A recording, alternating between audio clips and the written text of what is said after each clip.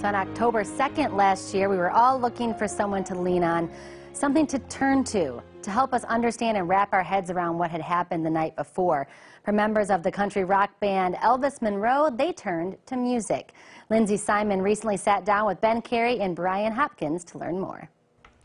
Well, they were actually attendees at the Route 91 Harvest Festival last year.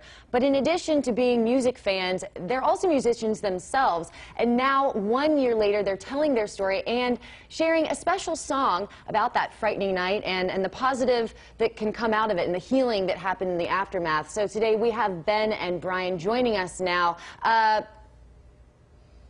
Thank you guys so much for coming in. No, we really appreciate it. And tell us a little bit about your story, because you guys were both there that night. We were there. We were actually backstage with all our buddies. We've been fortunate enough to know a lot of people in the country music industry.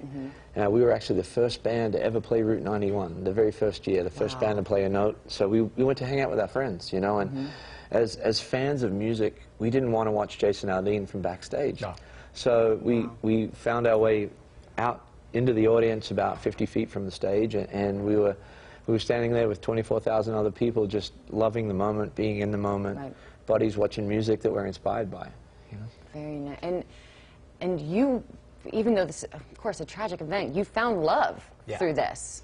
Yeah, it's crazy. The young lady who I grabbed in front of me when everything started to happen, Ben had pulled my shoulder and said, "Run." And I took a couple steps with him and then looked back, and they were frozen. So I went and grabbed them, and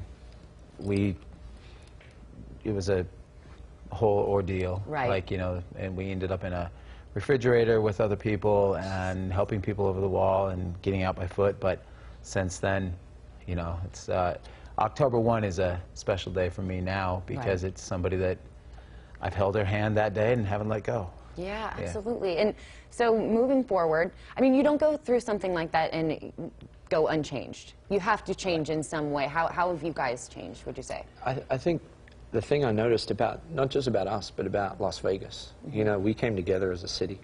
And as people, as strangers, you know, we looked at each other in the eye. We said hello. The grocery store. Yes. You know, the gas station. You know, the petrol station. Oh, there you go. You know, you know.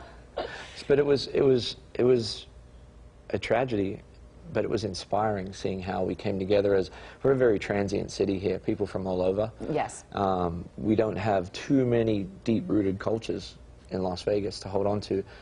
But I'm proud to say I live in Las Vegas. And in the aftermath of this event, we showed what our heart is made of as a city. Absolutely. Well said. And I remember, you know, last year there was a dark cloud over for about, you know, I would say 3 or 4 days, and then people were starting to come together, and we helped heal each other, which was a beautiful thing to see. And you have been inspired to write a song, even. 4 days later, on the 5th, we were playing this song on stage. It was crazy to get together and put on a show with a band called Otherwise at the Red Rock on the 5th. Because of Brian Lindsay, we said, let's do this, and we donated the money. The first one of 11 that we've done in a year. We raised a lot of money, and we were all over the country, people wanting to contribute. We were in Alaska raising money. So we wrote this song, and it's about the healing side. Yes. It's standing together, you know, and as Las Vegas, as a country, here we are, you know. We have a very unique platform, being able to stand in front of thousands of people all over the world and doing what we do as best friends, just telling our story. And this song is a story about, it's not about Route 91 or about October 1. It's about being human and about standing strong together.